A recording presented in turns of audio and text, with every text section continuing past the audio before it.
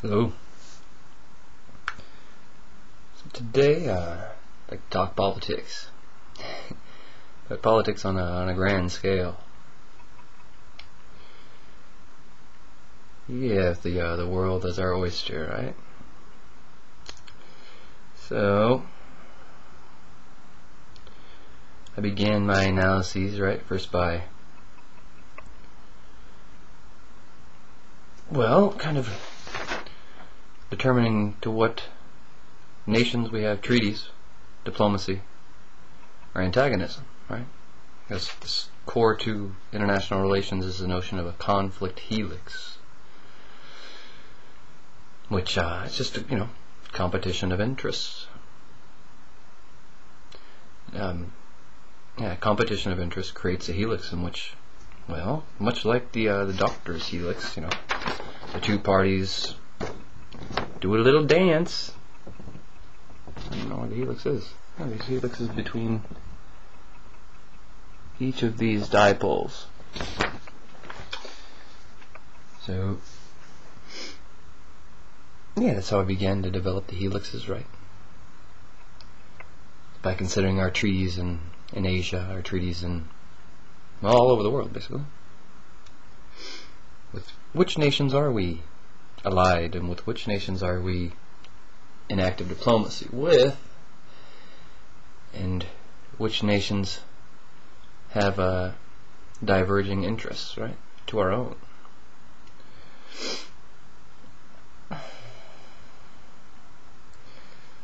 So once you get a picture of the world, in those terms, then you can look for interrelations, right?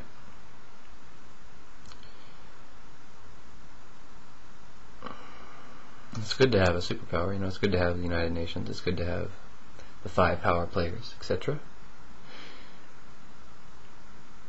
The big 5, and then there's lots of other little guys, other little nations. And so I'll spell out some of the fundamental dipoles I found here. We have Pakistan and India, Israel and Palestine, and some points east, China and Nepal, Tibet, Spanish South America and Portuguese South America, or Portugal South America, South American, North American,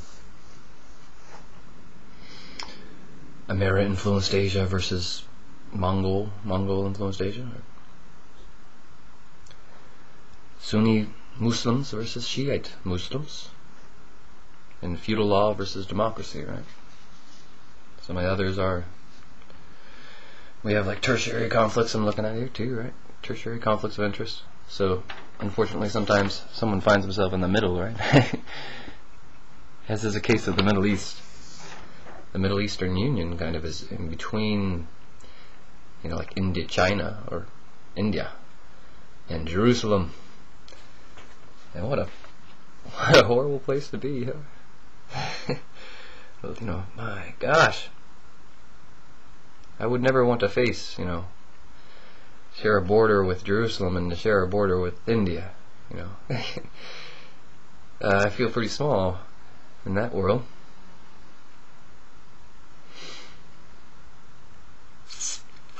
And obviously, we are bordered by Canada and Mexico, so there's another border situation. And poor Russia, right? They're bordered by the European Union and China, right? Oh, not an easy place to be. So then we look for relevance, right?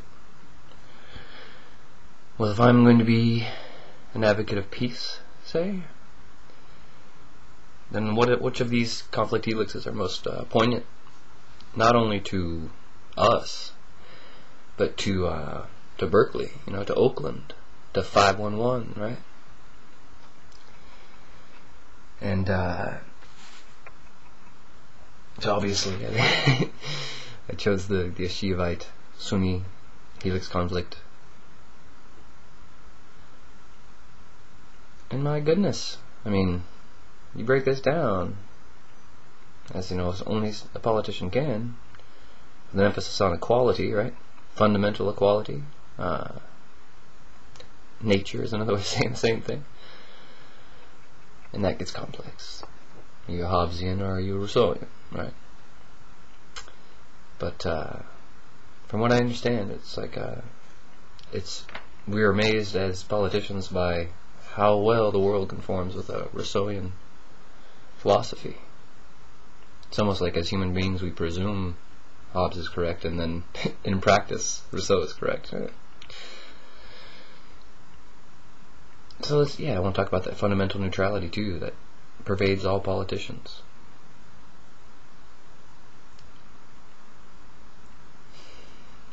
They're all, fundamentally neutral, and most of the time when they're representing an opinion or an agenda, it's really just that. They're representing an opinion or an agenda. It's not their quote-unquote agenda, You don't get to be a politician if it's about you, alright? That's the rules.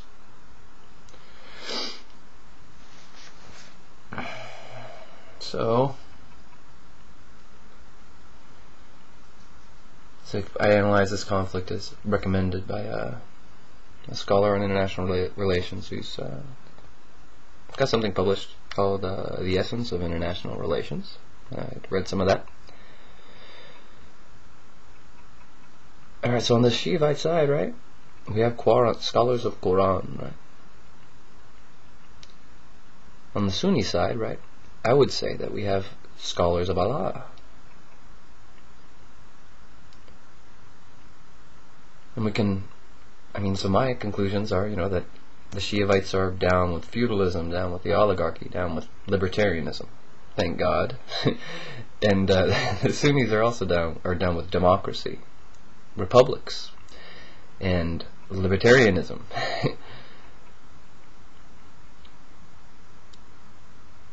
So the type of relationship that, the main treaty, the treaties that are bouncing around is like an Iranian treaty, right, with the Shiites as far as I can tell. And I can't see very far, trust me. I'm not very well schooled as of yet, but all things in time. I would see like the Iranian treaty is with the Shiites, and it's because they have a scholastic tradition, like the Rumi scholars and over there. Quite a history. And then the Sunnis are primarily allied with us, and we have Christian scholars, right? So in terms of relationship, once you adopt feudalism and oligarchy and libertarianism, then that almost points towards kind of like a serf-sir relationship, in which some of the populations are anointed and other parts of the population are appointed, in which you're your fellow man's peer, right? Peer or brother. And they believe in original innocence. The contractual obligations are with United Arab Nations, and they're loosely connected to the Brahmins too. In this particular analysis here, I have their fundamental premise being peace, and they have a little more power than we do corporeally at the present. However, so with the democracy, right, it begets a system such that an employee is relating to an employer. The classes are the represented and the representative, or the representative, yes.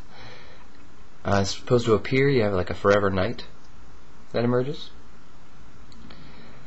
And original sin as opposed to original innocence, right?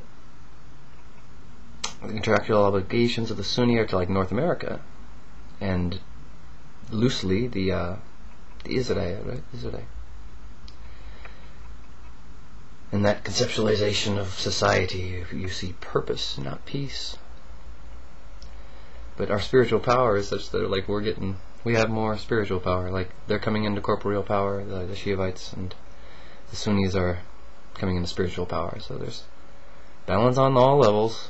That's the whole equal sign, right? Libertarianism, right?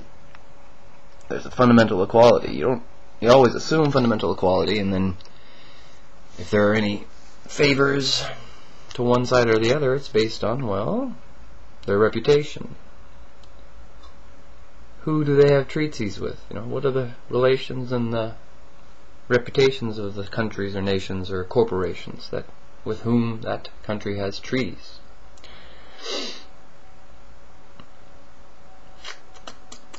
So that's my fact sheet. Always welcome to hear about anyone's fact sheet.